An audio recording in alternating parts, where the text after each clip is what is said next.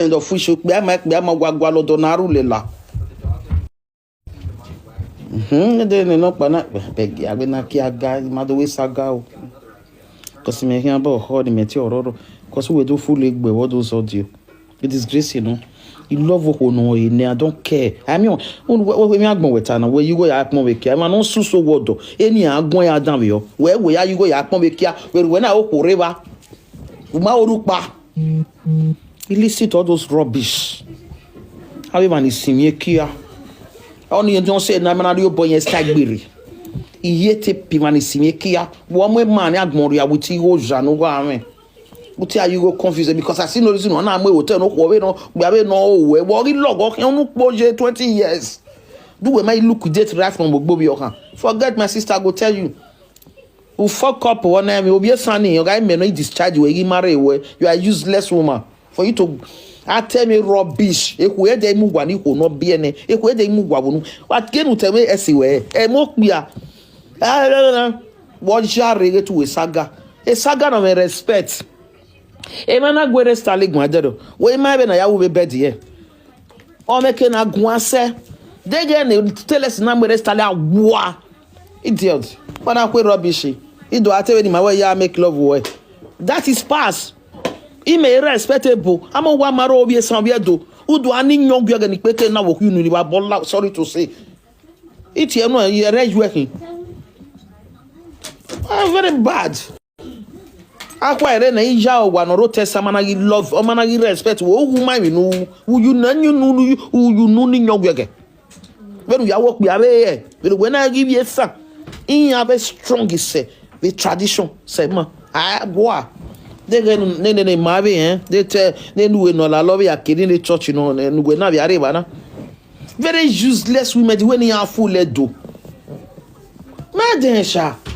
Oh, me so no kono robodo. Tell me no kono robodo. Tap for Christ's sake. They to rogo we bobane wa mami. We bono ya. Oh, wo be son. He not take a wa wana. Ya wo be you not of your son. Oh, big bo. Oga bo big bo. Be gon. Oh, be son. Wo be do. The same no. Igbo ya wigbo wan wa ko no bo kan ya we no wo do. Nya gbata wigbo ma wa me keni na ma we no ko e kia no ro. Ya mo wa bo e igbo ya. Kalaba. But you know, it concern a do and a son. We be a do who or maybe no corner you ta. Me no marry, but many you know better. Imia, I get here way boy marry. But imake, because he might be very a man. If he may, agua. I mean, an MS. Emini go, me go. Agua. Oh, no beer no biane. It's my enemy. I can't call you. Just on my leg, never. And they baby warm me, my tears starting one day to bow or mogon. Agua. When I'm gone, I'm gone. It can't be the single mic. I make one more, me have me. One more hero, me. Ni be and I one more. I get to the children. Your feet. Oh, we have expensive family with family care because me don't say, but the more I go on, my family care. Now, the only thing in my life now, my 3 children, era MJ 5 or 4 years 0. Eya lele. Momo. O me no do no ta. Mi ya. Remember when you know exist, you know te down o won ke ni gbe ni kede o ga so bo we. Emi bun na ni mani bun. Iyan ke no gbe ni de. In da suspect one yan no ma opa ever ma no you know ewu no. Where na ijo do maybe respect we nya we ni mi o do total oh wa ni mi wo you know ni me na ya da fun we to God my sister u la mo wa awa me na ya da fun we mama be rubbish na God good ya ka ma we are ti un loko mo ni di agbon imi wa zeni what rubbish e ba ma kan ibi ari ko agbele wewe every month. Go to the Canada, no Canada me. No Canada zoo. Go na ga ko no any gbe. U say u feature no ro da na we kan adam be ho. E feature no ro da oni we kan adam be ho. E get no a pass. Uwe give live video every day, ne pass where. Meaning where you love a man. Why can't you beg? No go back to that man. Guakere by 5. Uwe you party here. Me kere money water. It got better, I be fine. But when I reply, I'm not a man. Meaning where you go, I love you. Me man, I you where whenever I'm part 5, who did you mama the mama? What if I born why I fed you? Me no, we boy. Why you go? Why you go? But I'm woman. I do see why man. Who get me Sonia? Why we why you go? Area one is a 222. Although 2 say one. Now, I went for 1 hour. Why the ticket? You ain't want me go to why I say. I go boy, but you go a full. Mini must more. Mini do boy walk more. Or do boy walk more. Or more, some more.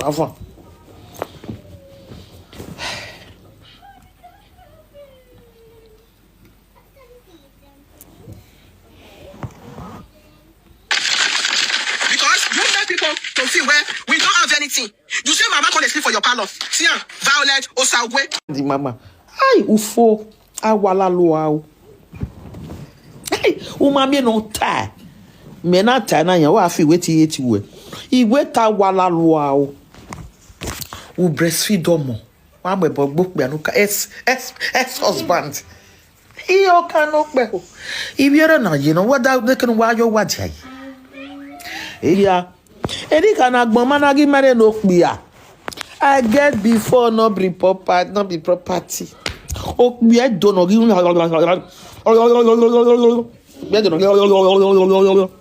Agbon ma ya ta wari la luwe. Ya ge patron ya ge na ge mi ati e. O mi ati ni e ban yi. O wi ni e. Wa ya ga gbon e. Iyan we ko na te we printing na wu yo kin ade last. Oh, who he bala lorry mama di mama. On you no be destiny.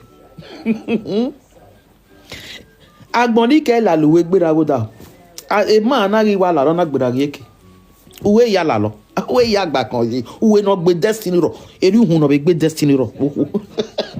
E ma ni awo la ge pago to ti wa na ri ye. E wo en to wa. Ono ma ni gbe anewu yen yo bo. If you are not winning, you will not back be no care for the wallet with my wife take. Name you who a repercussion we are making you de la fiani. Everyone like a when I look just a lake, okay, bro, or said, man, I give man. They buy Odogun up by God that festa. They don't get use a brain. If not, so we are on. Why are you on baby? You're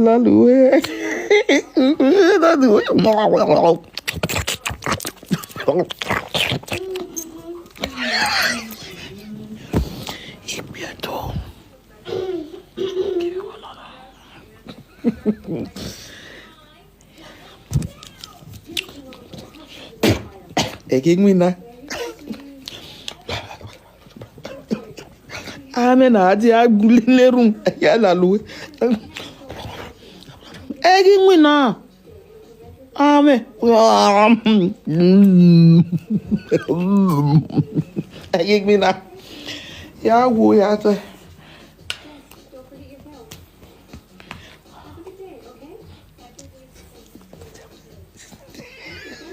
Bye bye. Ọwọ́ mi la mari gba e. Nse, wo ko ya me. Ihwo kan ti yawe ma be na. O ko kan ka mewe, I give you 24 hours to down. Gele so to. A man it just be a life e don hear that one. We are there you I to get me. But any woman you bring, she must accept. But did they drag your wife that was at home at that time with you? No. But me no go Canada, another see no more, another see shame, another no more. Una the only. Did I blame you for it? Do not ask what I receive for my family, my family. But your own girlfriend don't act well. But I'm not the role you your own girlfriend act well for the same house you go sell for my own house where you say. Where you say you build for me confirmation. Oh, we for no way day. Me you nowhere. Ukwa. From that time till now, boy. 4 different houses. Thank God for you by yourself, no say I get shopping more. I mean never want post here. They take property. What are that by this time? With 4 house. Oh, yeah, use a dump. You have a property. Yamari character. Oh, we know what.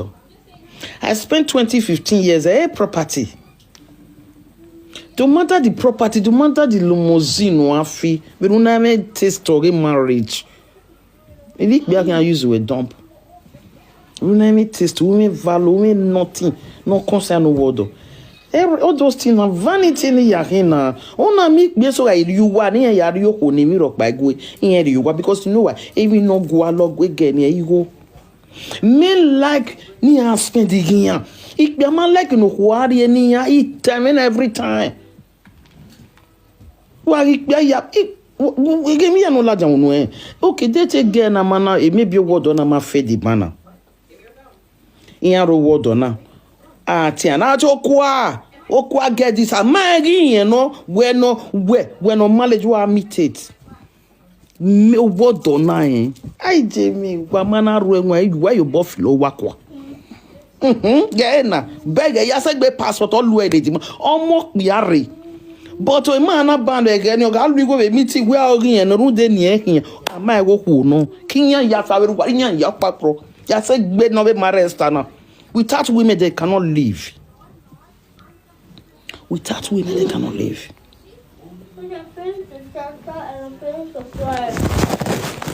I repeat, Ukwa. Am I got I will never see her. Of enemy who no laluhe. Yaga bueno. A carouette or gillo. A carouette or gillo. Oh, we are no friend or not bona. Only yes, a Canada not destroy destiny. Yeah, we have to not destroy, not go away. If we are say passport, no above you any police. If we weigh me, or a Canada dump away a winner. Or now go without what is it up. If you know you want your money to a winner. No see one equal warrow you to any why saga. Okonaga roto ni wokwa mana stand ubonokwa because we are going to dokwa only day. Yani nego jani amuko wodo zaga. Ana we na need the background we no kwaya de robe wona. They go ni na wo. We ya we no be destiny bu. Cause you anta we ni go na ni wona at the end of the day esele ayemu. It's so shut up all those property when no forget no continue life. We no coagulate women character. Straighten a like character when no have stand. A4 flat, 20 flat. Give me what is it, my love? Wait.